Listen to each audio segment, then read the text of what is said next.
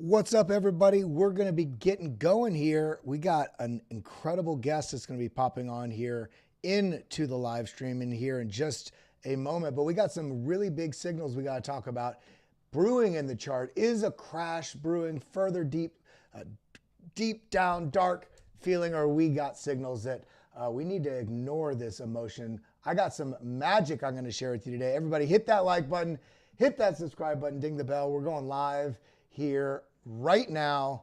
Let's absolutely crush this market.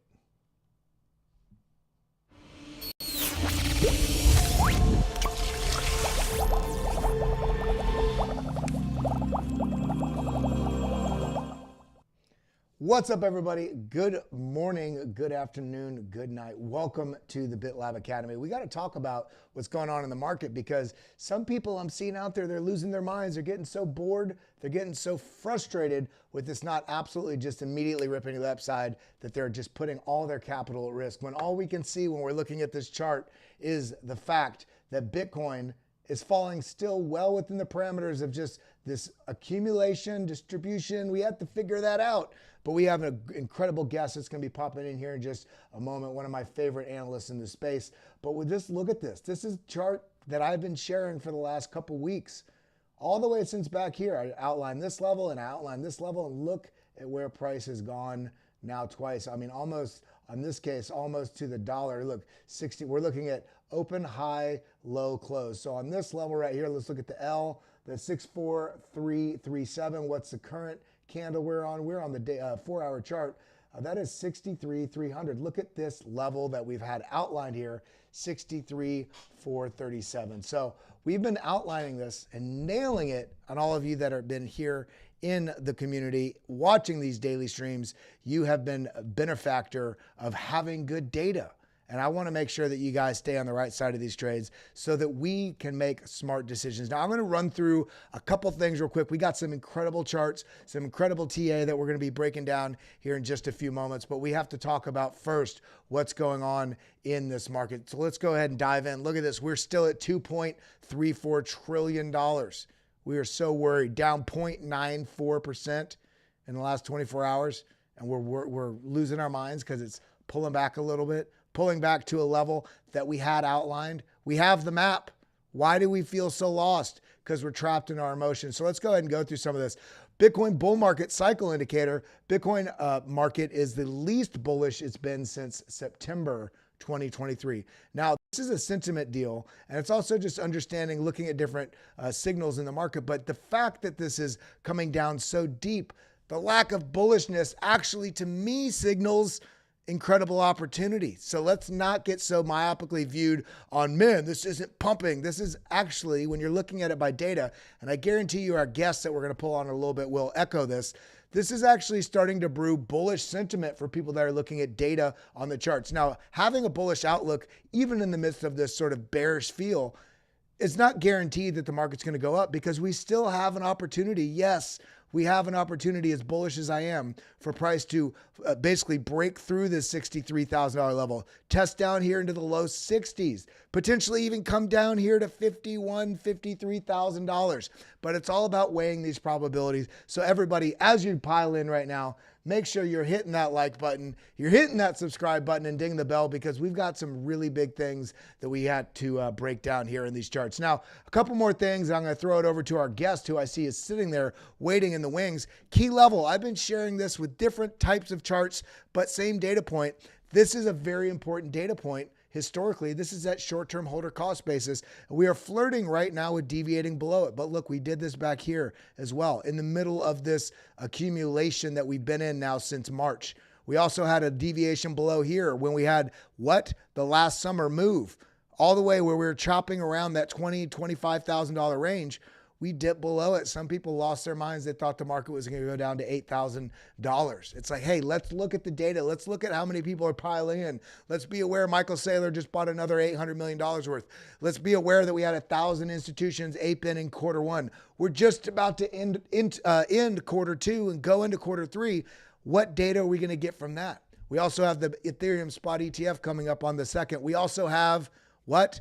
The ASI merger. There's so many bullish things that are on the precipice right now that even if we got a washout, looking at the price action, even if we got the washout down to 60, 58,000, maybe come down to 53, even losing the 200-day moving average, to me, based on the context of the markets, that is just better and better opportunity. So when we're looking at this, let's be aware that we are flirting with something that could be a signal that does wash a few more people out. If this is lost, there's going to be some more people capitulating, which just gives better opportunity. And then looking at this future funding rate, flipping negative. This means more people are betting short because it costs more to go short because everybody's going short. This is a bullish signal for me. We can also see right here, guessing the peak of the market. When the ASOPR indicator rises above 1, it generally occurs during market uptrends, indicating a higher likelihood of continued price increases. However, historical data suggests that when this indicator approaches 1.8, essentially if you dive into this, look at where this level is right here. Look at previous cycles. Look, we actually rejected right at that 1, had that reset until we had the blow off. I mean, absolute parabolic move up into $19,000, all the way from down here, from the $190 region. We had a long way to go with eight moves from 26 to 40%, moves to the downside. And we're over here having a couple 20% moves to the downside, even where we're at right now, about 12%. And we're losing our minds. Come on, guys. And then we can see this from Tech Dev. This is an inverted chart showing that if you're looking at this bearishly, you'd say, oh man, this likely will get another move down here. So flip that. That suggests, especially with where this RSI is signaled, we have another move. Why do we think this might continue down, even though this is rounding? Because this RSI has not gotten into that basically, in this case, a support zone. But if you flip this back inverted, there's plenty of room to run there. So when we're going through all these charts, looking at this from 2017 to now, look at this structure. Look at where we're at right now with this basically ascending triangle pattern.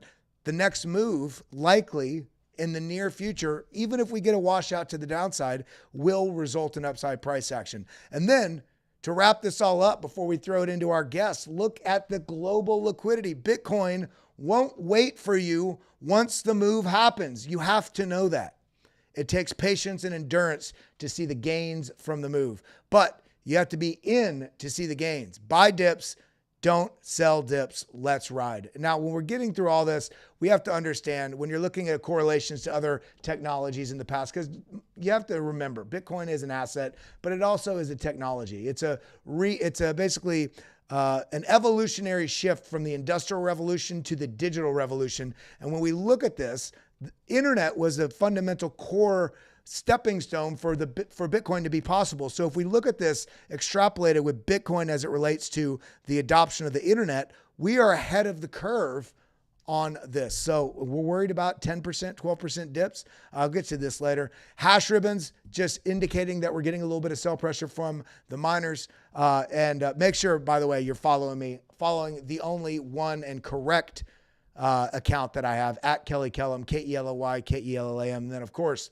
at BitLab Academy. And then of course, let's look at this. How is Bitcoin doing? BULL space MARKET. This is a chart from Kevin Svensson himself. And we can see, look at this, basically this setup all along the way. So with that being said, if our boy is ready, let me make sure he is assigned here. Assigned to guest 1 and assigned to guest 4, Mr. Kevin Svensson. How you doing? Happy to have you What back. is up, guys? How's it going? Hey, I'm doing good. You know, I did the TA on Discover Crypto earlier, and I started it with my shades on. They said, why are you wearing shades? I said, because I'm cool, calm, and collected. I'm not worried about this movement right now. In fact, I'm excited to still have opportunity under $100,000. If anybody who's a crypto veteran is pretty used to this, I mean, we've been through this 100 times at this point, and we're having right now is not with Bitcoin, because Bitcoin is in a bull market by that chart that you just showed from my Twitter. I think I also have it up here somewhere, right here, the bull market chart. We are sitting in a higher low trajectory. I mean, it's just since 2023, it's higher low after higher low after higher low for over a year and a half. I mean, this is by definition a bull market for Bitcoin, but the biggest problem people have is the altcoins, right? So if you're holding Bitcoin, we're 15% away from the all-time high. If you're just holding Bitcoin, you're doing great. But market sentiment is not aligning with that at all. Why is that? Well, it's because the altcoins saw some huge red candles. And I think that a lot of people in this market right now are more just focused on the top coins, right? Like Bitcoin and now Ethereum with the ETF coming.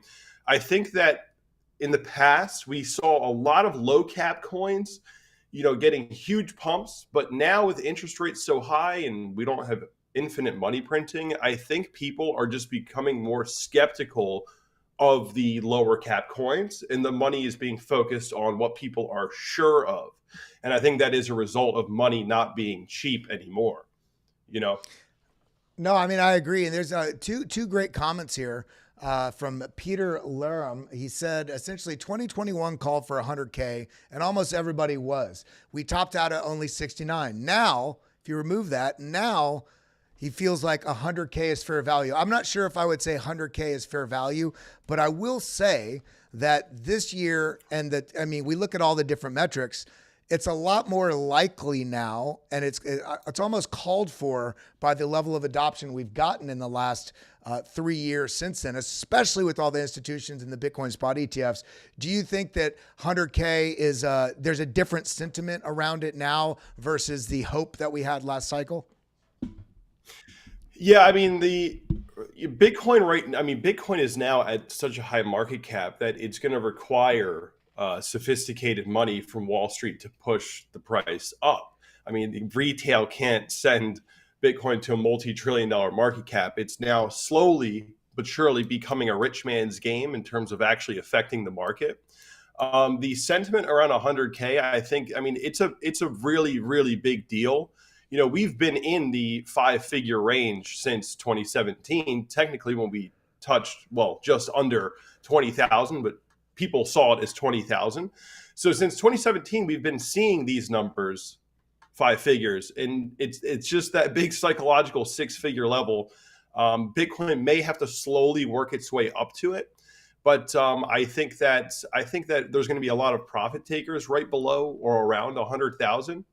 Though I think it's going to create also an entirely new found sentiment surrounding Bitcoin. Once we do hit a 6-figure level, it's going to become, completely verified as an official asset or whatever you want to call it. People have been skeptical about Bitcoin for a long time, and I think that is slowly but surely going away, and Bitcoin is becoming possibly one of the most legitimate assets on the planet, with Larry Fink and BlackRock talking about how Bitcoin is the valuation of Bitcoin as a whole is going to be larger than any one currency. That's what Larry Fink said. So I think we're going to get to 100,000. I think Bitcoin is supposed to be priced somewhere up there, though currently fair value is probably, somewhere below the current price. Well, we saw the data somebody posted the other day. The cost to mine Bitcoin is roughly about $86,000 right now. So one could argue roughly in that zone, but at the end of the day, we all have to realize as speculators and investors and traders, when we're looking at the market, the fair value is what it intrinsically is what it's actually being traded at. If you're buying and somebody's selling, then you are agreeing that that is a value that it could be bought and sold at. So we have to weigh this data against what's in the market. I remember you shared, I'm trying to see if I can find it. You shared a few weeks ago, basically a schematic that basically outlined, I think it's right here. I'll pull it up. It's this right here. I think you should be able to see my screen as well on this deal. But the parabola that you've been sharing for the last couple months, almost all year, the base, boom, boom, boom. But then, basically targeting somewhere in this $85 to $100,000 range. And this makes sense to me. And this is going to shock people, having a pullback, people think it's going to be over, not realizing that this is just part of that stair step upward. Are you still feeling like this is something you're looking for? And are you going to be looking to RSI as sort of a confirmation of the likelihood of this? Or how are you going to be reading this? Yeah, I mean, I think the parabolic trend, well, here's the thing. Right now, technically, if you're connecting all the low points, we are breaking below this trend currently. Though the weekly has not closed yet, so in theory we could bounce before the end of the week. And if you bring up the parabolic curve diagram here and just put it right next to it, as I do on Twitter all the time, I guess I'll give a little bit of a backstory. This is something that we've been on my channel looking for over a year now. And a lot of people will tend to say, well, Kev, if we don't hit the 90,000 price, then that means the parabola is wrong. It's like, no, it's not wrong. We've been in one. We have an acceleration of higher lows. This is an exponential trend. The parabola has already been created, has been forming for over a year. This is a parabolic trend. It's just a matter of, are we going to hit that textbook sell point and go vertical? Now, right now, we are below the parabolic trend line on the current weekly, right? We've seen the market, the altcoins, I mean, sentiment surrounding crypto has not been the best, although it is still a higher low. It is still a bull market. It is still an uptrend, regardless of where this line is plotted and what's happening on the current weekly. So Bitcoin, in theory, could continue to just put in higher lows, and we would exit the parabolic trend slightly before actually completing the move. I mean, nothing is for certain. Nothing is guaranteed. We don't have to follow exactly some kind of pattern. If a big player wants to buy, they're going to buy. If they want to sell, they're going to sell. What this weekly candle dipping below the parabolic trend line does mean is that we are losing the levels of momentum that we once had over the past year.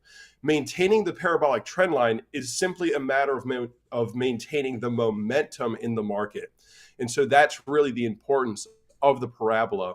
And if we are going to be breaking down closing weeklies below this level, it might mean that we just at least go sideways for a little bit longer and essentially break the parabolic trend. But it doesn't mean the uptrend necessarily has to end. It's just a matter of maintaining a certain level of momentum. And yes, if we do break down and go sideways and then go up later, that might mean that the target changes, right? Because it wouldn't be following exactly this anymore. Maybe then we would have to be using Fibonacci nodes and things like that. But I think that, as long as Bitcoin's creating higher lows and we're consolidating and we're just holding this level right below the all-time high, I'm pretty satisfied with it. The parabola has been successful. Even if we do break down here, it was a very successful run. And I think that Bitcoin is pretty much performing as good as it possibly can. This is pretty much the best that Bitcoin can possibly perform right now without actually breaking the all-time high. If you look at this chart, Bitcoin's sitting at the all-time high. This is like the best it could do without breaking the all-time high. It's a bull market. So overall, I'm still very satisfied with what Bitcoin's been doing. Well, yeah, I mean, I couldn't be more excited as well. And, I think for everybody out there that's watching and listening, I just want to commend you on being here, because engagement is down across all socials on crypto right now because the price isn't moving. And you all are here, not only most of you, I would say probably 90% or more are actually in the market, but you're here learning, broadening your view, listening to different viewpoints, trying to gauge everything you can in this market. So with that being said, engagement is down right now. We also have typically regularly seen some sort of narrative that is somehow related to the sell and walk away. However, this is an election cycle year, just following the halving. We have all this movement with the new levels of capital flow, access to Bitcoin, and now soon to be Ethereum. Do you think that this summer spells something different? Do you consider that we'll more likely than not, go sideways through July and August into September? Or do you, because September is also historically very bearish month, or do you think that we may break some trends this year and actually have start inching back up through July into maybe have the pullback in September? How are you feeling just with your analysis?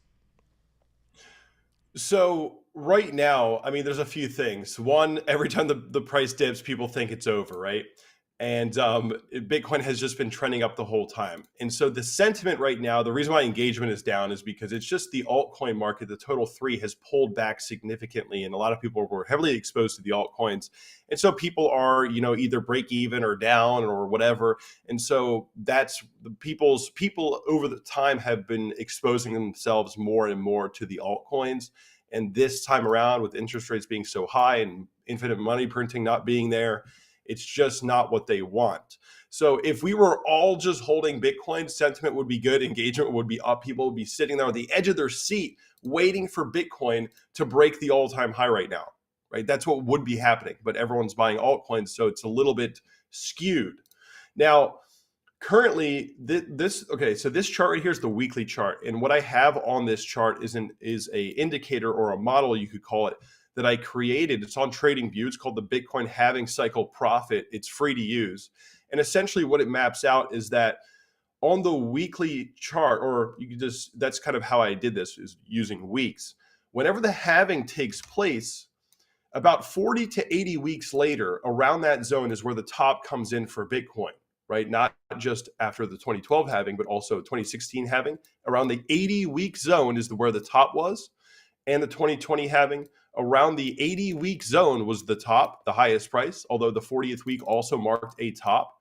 So you can see after the halving, usually, and this is following global liquidity in the stock market cycles as well, it's not just the halving that creates this phenomenon, but it's halving 40 to 80 weeks is usually how it goes. And right now, I think people often forget that the halving was 9 or 10 weeks ago.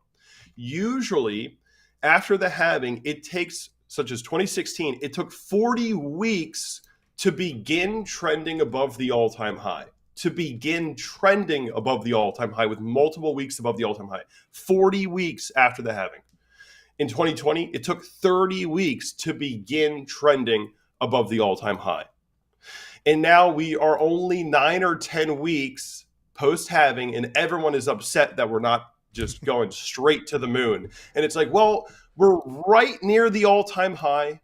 We're only 9 or 10 weeks after the halving. Bitcoin is actually performing better than it ever has in any other cycle. This is what people don't understand. In terms of performance from previous all-time high, this is the best performance we've ever seen for Bitcoin, hitting a new all-time high before the halving. And we haven't started trending above the all-time high, right? So that's the one thing that we're waiting for, is when are we going to start to trend above it? Again, it took 30 weeks, 2020, 40 weeks in 2016. And once Bitcoin does begin to trend above the all-time high, that's when altcoins historically begin to run towards their all-time highs. If you go to the total three, the altcoin market cap, this is what people are really worried about right now, is their altcoin bags, because people are just, altcoins are just not doing what people want. On this note, before you continue on that, interesting comment here. Blue Green 83 said, I think NVIDIA is pulling money from the alt market. What's your thoughts on that? I think there's probably two different types of investors. That's actually an interesting point. The NVIDIA is not necessarily taking money away from the altcoin market. You could put it that way, but it's sort of consuming the attention of speculators. And of course, there is a lot of money going into NVIDIA. And so there's a lot of capital that, instead of being speculated on the altcoins, is being speculated on AI and big tech and all the new innovations with AI. So yes, a lot of the speculators are not focused on crypto right now, because crypto is not necessarily as exciting or as impactful as AI currently. Currently, AI is the most impactful industry on earth and will probably continue to be. So yeah, speculator money is looking elsewhere at the moment. So that is a good point. Yeah, so no, I kind of cut you off there. Continue on with the total three, because I think this is one of those charts. Everybody gets so focused on a 4-hour chart on the specific asset, and they don't look at the broader picture of the health of the niche that it's in. So what are you seeing here? So again, we're waiting for Bitcoin to trend above the all-time high. Normally it takes 30 weeks or 40 weeks for Bitcoin to actually begin trending above the all-time high. 40 weeks post-halving, 30 weeks post-halving. It's only been 9 or 10 weeks. And once Bitcoin begins trending above the all-time high, that's when the altcoins historically go to the moon. And so I have this little drawing on the top right. I'm just going to remove that for a second so you guys can just look at the total three. The total three is the market cap of all the altcoins.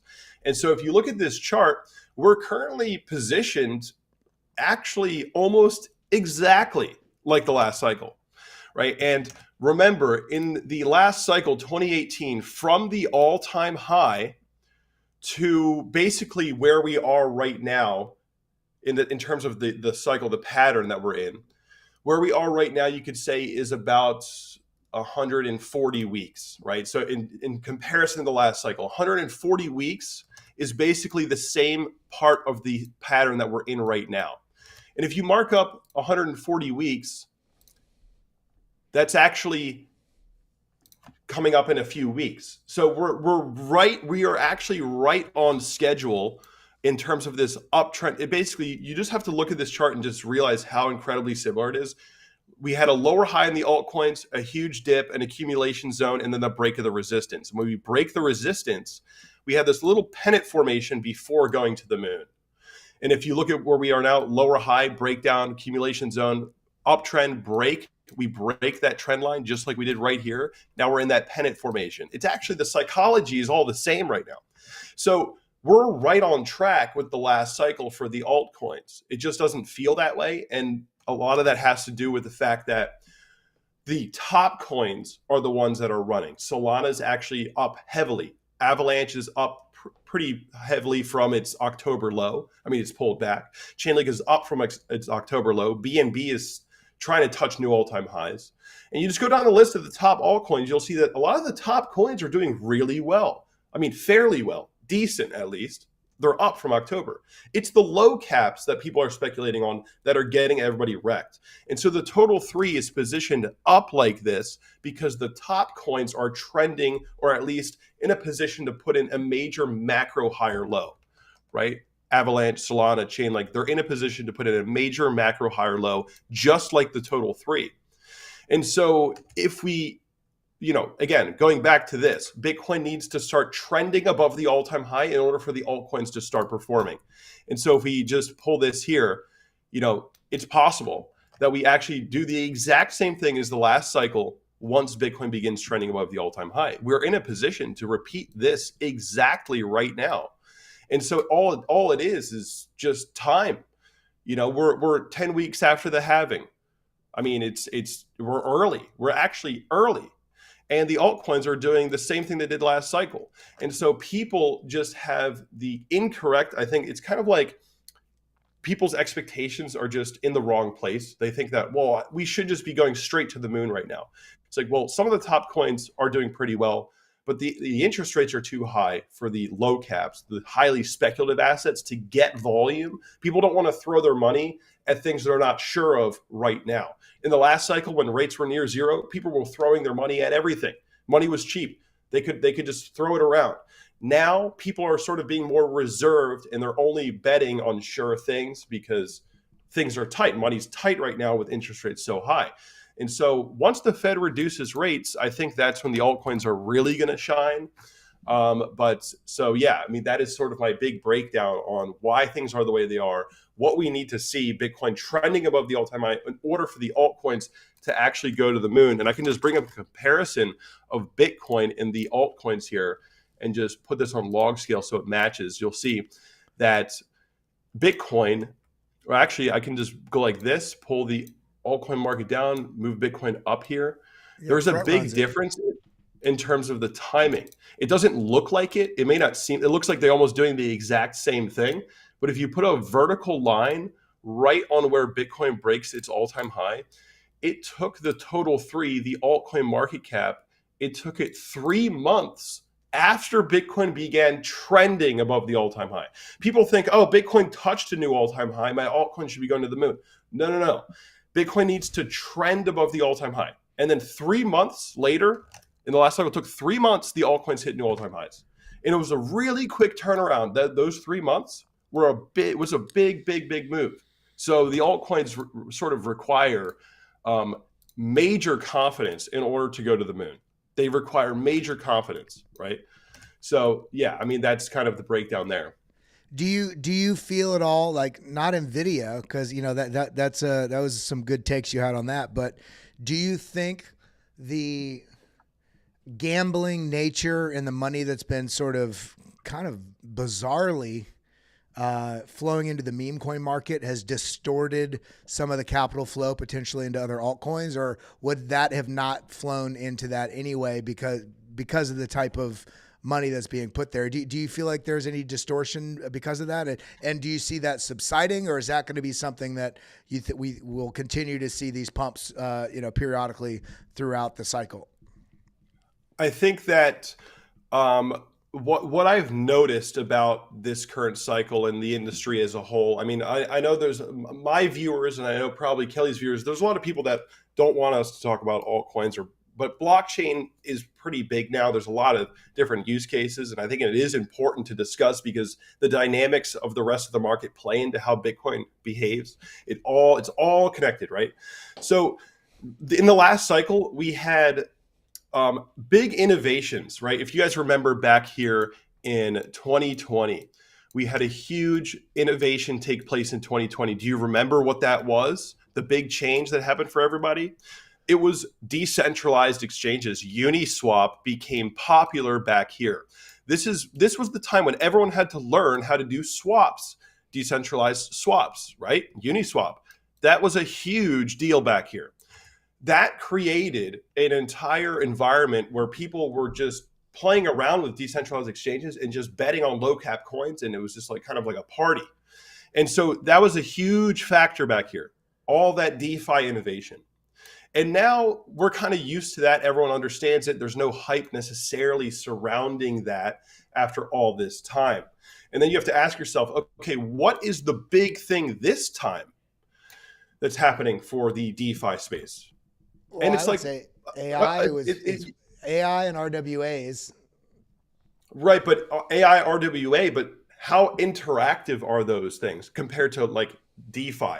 Like all these things we could start doing in 2020. It's not as interactive, but the big narrative now is that we're hitting Wall Street. I mean, Bitcoin's trading on Wall Street. Ethereum is about to be the first altcoin listed on Wall Street. So that is a big, big deal. And it's very, very positive for the long-term growth of crypto. But there isn't too much of a narrative for the smaller coins. There is, but there's so many narratives that it's like hard to get people to just focus on one. And so meme coins are just too easy to understand. It's like picture of a dog with hat. I could buy that. That's going to go up. Like it's just like, it's easier to sell the average person a dog with a hat than it is to sell them this grand idea of like all this complicated like RWA AI stuff. It's just the selling point is just so much easier. You know what I mean? That's kind of how I see it. No, absolutely. And before we go, I got a couple more questions for you, and I'll have us sort of wrap up with a little bit more zoomed in TA, maybe on the 4 hour, give a couple ideas. But before we get there, you just mentioned a second ago, which is on everybody's talking point right now. It's really interesting. I think crypto and just the social media over the last 4 years, and the cost of everything going up. Everybody sees this 3% number, and somehow everything we freaking buy is 25 to 40% more, right? And so now everybody's an expert following the FOMC, all these things. But everybody's so excited for the rate cuts. So, of course, there's a couple comments here. Somebody put here, they said, I'll just put it up on screen, said, let me move this. I don't know why it got so small there. But T-Bait said, but they are saying historically that when we lower interest rates, the price drops. Is that true? And then Deucey Does Crypto follow that up, said, nah, it's the other way around. When you lower the rates, you make the cost to borrow create new money cheap, which hopefully leads to higher prices. So there's a couple different things to unpack here. Also, Bitcoin starting sometimes to feel like it's outside of the system, but we see the correlation with NASDAQ and S&P 500 still very strong with the little deviations here and there. Do you think that when the interest rates cut, is that going to be a small term, midterm, or even potentially long-term boom for the crypto market? Will that see prices rise higher? And if so, will they rise and then fall very quickly after, along with likely a stock market fall? How are we supposed to unpack this looking forward with the potential cuts and how that may impact the markets?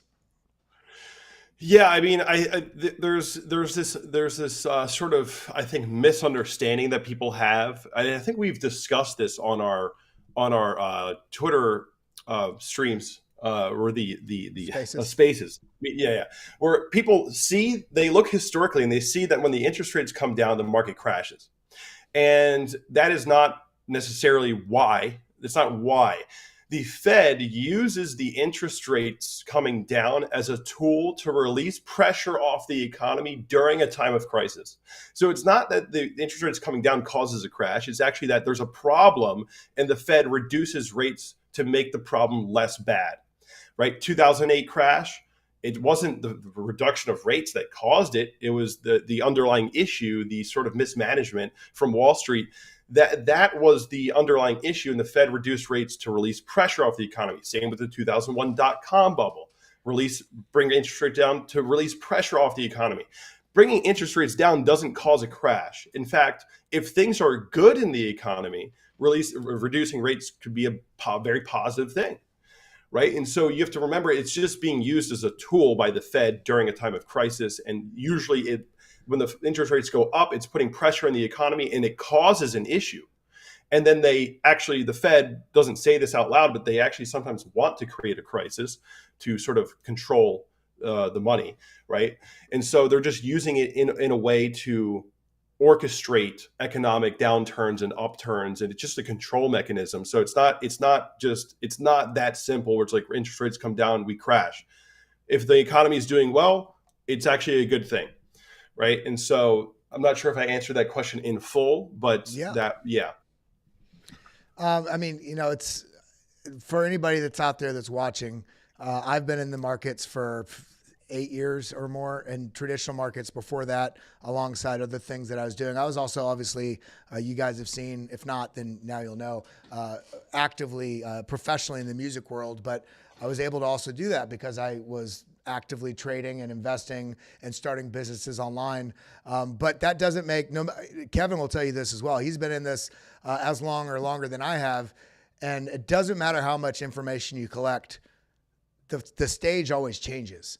There's no true expert about what's going on in terms of exactly where it's going. This is why I like bringing on people like Kevin. We had a Melina on yesterday. We talk with Matthew Hyland regularly, and The Rational Root, and Tech Dev, Scott Melker. I mean, the list goes on and on.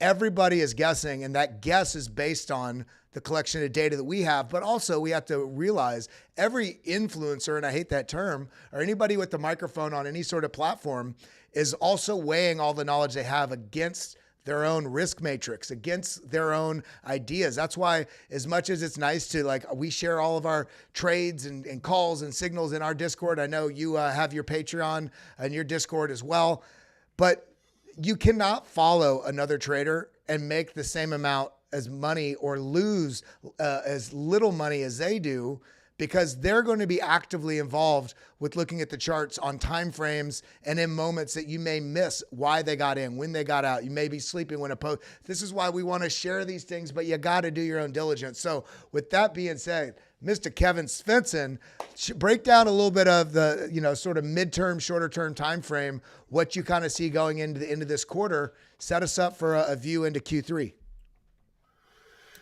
Yeah, I mean, so one thing that the one thing that I always tell people is that it's good to have a very basic set of things that you're looking at on a chart, that a few indicators or moving averages that you just always look at. Every time you look at the chart, you bring up those exactly so that you're creating a system. Create a system by just always pulling up the indicators that you understand, that you kind of know how to read. And kind of going back to Kelly's point that he was just making, it's everyone's just kind of guessing, right? But it's all about having a system that you repeat so that you can sort of take, through experience, you're seeing patterns, not just on the chart, but through the news cycle and the sentiment. And you start to develop your own understanding of the market almost at a subconscious level, almost like intuitively. But it's, of course, impossible to get it right every time. Right now, Bitcoin is kind of it's got a full reset here on the RSI. And this is something that I always like to look at for Bitcoin, and that is that the RSI breakouts right here, these vertical lines, whenever the daily RSI breaks out of this zone, you can see right here, it usually results in a nice move up. And if you go, just continue, this is something I look at almost every time I pull up the chart, is the RSI structure. Back here in September, we break the RSI downtrend, Bitcoin puts in a low, begins to trend up, and it sends us all the way up. And if you look, the next time that we break the RSI, putting this yellow vertical line on it, that initiated a huge move up for Bitcoin.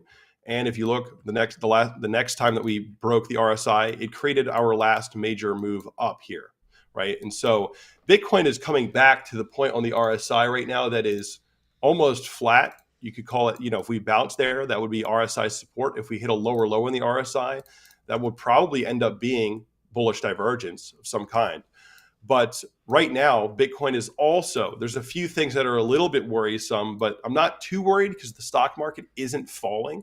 It's a little bit volatile the past couple of days, but Bitcoin is in a position to put in a higher low, though we are falling below the 128-day SMA.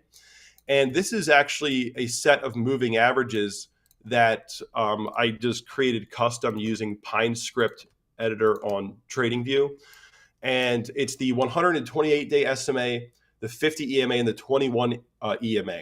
So the slow-moving average is the SMA, 128-day SMA, 50 EMA, 21 EMA. And it gives you a pretty good idea. If you go back, this captures all the major macro moves. All the biggest moves in the market, these set of moving averages, when they're both above the 128-day, it keeps your bias on track for all the big moves. 2018 keeps you bearish all the way till you get down here, keeps you bullish for the 2019 run, keeps you bullish for the whole move on 2017. So these are a set of moving averages that I like to use in the macro. And right now we are actually still sitting in a fully bullish position, and according to these moving averages, we're above the 128-day. The 50 EMA and the 21 EMA are both above the 128-day. And we had a short-term cross down recently back in May. See that little red patch? Now we're just about to get another short-term cross down, but we're technically still in a fully bullish moving average setup here. Though these are likely going to cross in the next day for a short-term signal. But you can see that the last time that short-term signal printed, that bearish signal, that was actually at the low, right? Sometimes this short-term signal can give you a leading indicator of a major bearish trend, meaning that the short-term moving averages crossing down leads into a much, much longer-term move down, like in the bear market. But when you're in a bull market, this is not necessarily reliable for a bearish signal. Sometimes it literally marks the low. And so what I'm at least, waiting for or kind of hoping for, though you shouldn't necessarily hope in markets, is that this bearish cross for the short-term signal right here, when it comes in, maybe today, tomorrow, marks the bottom, marks another higher low. And then we would just continue up and maintain the sort of general bullish trend that we get in all of these major bull markets. And so that's one of the moving average signals that I'm looking at right now, that I'm sort of just keeping track of. And if we do get that low put in here and we maintain these moving averages remaining above the 128-day, well, then I think we're actually going to be trending into a new all-time high, moving into, I guess you could say, the end of the summer or sort of mid-end of summer. But right now, something that I always like to do is just allow the trend to tell me. The trend is your friend until the end of the trend. We have higher lows. And so I usually just stick with the trend. I don't like to bet against momentum. And right now we are still in a position of higher lows and a little bit of questionable moving average activity because we have a slowdown in momentum here. So the EMAs are coming back for a cross down. But if Bitcoin isn't able to put in a low somewhere here, and maybe catch some RSI support right here, and let's say we do come down even further, well, that might mean that we're going to end up having a much longer term consolidation, maybe even a further move down to one of these previous resistances, or if you just mark up one of your Fibonacci's from low to high, you could look at the 50%, and in the worst case scenario, I think we'd be looking at something like the high 40,000 range on a breakdown. Let's say we break the parabolic trend, it would be something around 50,000, I think. But right now, again, that's not what I'm looking for just yet. We're still in a higher low trajectory. We have our potential RSI support here, and we are still sitting in the bullish setup for these moving averages with a potential bearish signal coming soon, which could mark a low. We will see. But overall, I'm generally just maintaining a bullish bias on Bitcoin until I have a reason not to. Again, it's an uptrend. It's a bull market. So this is just another major higher low zone if we do get a bounce. So the trend is your friend until the end of the trend. And of course, if we do that, I'm going to be looking for that 90,000 target if we do. You make it so easy. See everybody, like, I want you to realize we get so locked into these smaller time frames. We want to see the next $400 move, 700. When you zoom out, it's like, holy shit, I could be so much less stressed if I just paid attention to the broader trend and the RSI. Even those two things, as he's showing you, really helps to really paint a much clearer picture of something that we're just stressing ourselves out over. Yeah, I mean, some of the best traders that I know that I've just talked to or just came across in discussion or whatever, these guys are not really using all too much complex systems. They're just using the same systems. Some of them might be as simple as just using price action and volume and horizontal support and resistance. That's it. That's all they're doing, right? And then they're just managing the risk. And then there's other guys that, of course, use much more sophisticated systems, but it just has to work for you. It doesn't have to be complicated, right? Again, TA, in my opinion, should be somewhat simple or something that you're just repeating. You want to repeat the same indicators and you want to just become a master at a certain set of indicators and use them every time you look at the chart. It's the same indicators you're looking at so that you become a master at that, because that way you can actually pick up the patterns that you're seeing on these indicators or on the chart. And it's actually something that's actionable, right? You don't want to change the indicators you're using all the time because you don't really know what you're doing at that point. Just use the same system over and over and over again, and it creates consistency in results. Well, I see you got behind you. You got the moon behind you. Do you pay any mind? Do you pay any mind or attention at all to? Because I have noticed in the recent. About 6 or actually longer than that, about almost a year now, that every time that the full moon comes in has been fairly, for the most part, it's like 9 out of 10 times has resulted also, or correlated. I won't say resulted. There has been a correlation in fairly bullish price action. In fact, you can come to my chart right here. We see this full moon up, full moon up, full moon up, full moon up, full moon up, full moon up. Okay, this one failed. Full moon up, but this ended up sideways. We're coming into that next phase of full moon. Is that something that you ever look at? Do you care about? Is it just a funny meme that happens to draw an interesting correlation? I used to be the guy that would just totally write off astrology and the moon phases. Now I'm a little bit less that guy. And the only reason why is not because I believe that the movement of the stars or the moon, it's not that actually does something to the chart. It's that I think people kind of conspire together in a way that there's this understanding that, well, it's full moon, price go up, that people sort of just work together in a sort of unspoken fashion to orchestrate a market move. And that could just be a result of a bunch of retail people all just buying on the full moon. And so it's not that the moon actually does it, it's that people do it, right? And so it's the same thing as a Fibonacci. When you look at Fibonacci nodes, it's not because the Fibonacci numbers are magical. It's because other traders are using those nodes and it becomes self-fulfilling. So if a trader places a sell order at a Fibonacci node, it's not that the number is magic. It's that he's placing an order there and a bunch of other traders are placing an order there, and it becomes a self-fulfilling thing. And so I think the full moon is a similar self-fulfilling sort of collective effort. And it is still kind of funny to me, but it is actually somewhat valid. You just look at the hit rate and it's pretty high. Yeah, no, I completely agree. Now, I think we're going to be wrapping this up, everybody. Thank you so much, Kevin, for your time. Again, thank you also for all the lessons that I drew from your analysis. You were one of the first crypto YouTubers.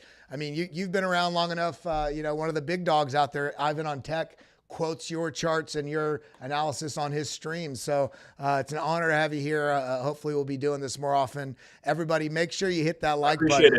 make sure you head over to Kevin's page, which is right here at Kevin Svensson _ It's the guy with the cool glasses with the bull market breakout on the lenses, because he's looking for those signals. And that's what we're trying to break down here. Everybody, the chart again, always goes up and to the right. It's always up and to the right eventually. You know what? It is. There you go. You know what? Before we wrap it out, let's look at that. BLX. Okay, let's go to the 3-day chart. And let's turn off the damn moon here, because that's going to be irrelevant. What we're looking, actually, let's look at the weekly. Double click on this. If this was a 4-hour chart and we're looking at this period, you would say this is a bull market. This is a rise, retrace, continuation, retrace, continue. So everybody says, when you hear somebody say we've never been in a bear market, this is what they're talking about. They're looking at the macro. We are consolidating just like we have in all previous cycles, where, oh, that's it's the messy chart, where at the previous all-time high, just like we did right here, consolidate, just like we did right here, consolidate. So let's not get so myopically viewed as, oh my God, we dropped below. And what are we doing? We're still in the upper 50 percentile of this basically falling parallel channel. We're still incredibly bullish, everybody. Let's keep our minds about us. There's one thing I want to say in that is that when you're sitting at an all-time high like this, every single buy was correct in the past. Every time you bought, it was the right move, right? And so as long as you have a long-term view and you understand that the markets go up and to the right in the end, you can't really fail. As long as you're not doing too much high-risk trading and you're actually just stacking Bitcoin, it will work out in the end. The S&P always hits a new all-time high. Bitcoin always hits a new all-time high. Long-term thinking is always the biggest moneymaker. Biggest moneymaker is long-term thinking. I mean, I agree with that entirely. Now, everybody that's watching right now, I want to see every single one of you comment in the live chat and comment down below if you're watching later. Where do you think price is going to be at the end of Q3? Let's all start thinking about where price is going to go. That'll better inform your decisions now. If you're just myopically looking at the 4-hour chart, you cannot realistically have any sort of discipline or strategy in mind with what you're doing. Unless you're actively just trading a 1-hour chart and that's it, then you shouldn't be bothered at an up price or down price, because you're making money both directions. The majority out there are trying to make real money in this market and change your life. It takes that long-term view. That's all we got for today. I mean, again, Kevin Svensson _ make sure you give him a follow. Big love to everybody, everybody that is here that's tuned in. We're going to be having Kevin back more often. And we love you. We appreciate you. Everybody have a wonderful smash weekend. The like button. Smash the like button on this video. Let's do subscribe. That. And subscribe. And make sure you check. Hey, I forgot to mention, you have an incredible YouTube channel as well. What is your handle over on YouTube? I'll actually pull it up. Just type in Kevin Svensson. There's nobody else that's famous that has my name, which is great. so it's right here, everybody. You just put in Kevin Svensson on Google, whatever. Yeah, it just comes right up. So at Kevin Svensson Crypto. Give him a follow. He's been doing it for years. Again, one of the first crypto YouTubers. And you know what? He weighs the broader context as well as what's going on in the current landscape. So again, thank you so much for being here. And everybody, hope you all have a wonderful weekend. I got some content coming out tomorrow with the guy that Kevin and I met together at Consensus, talking about RWAs and some of those narratives there. So everybody, make sure you tune in tomorrow about 10:30 a.m. on the BitLab Academy channel. With that being said, everybody have a wonderful day, and adios, muchachos.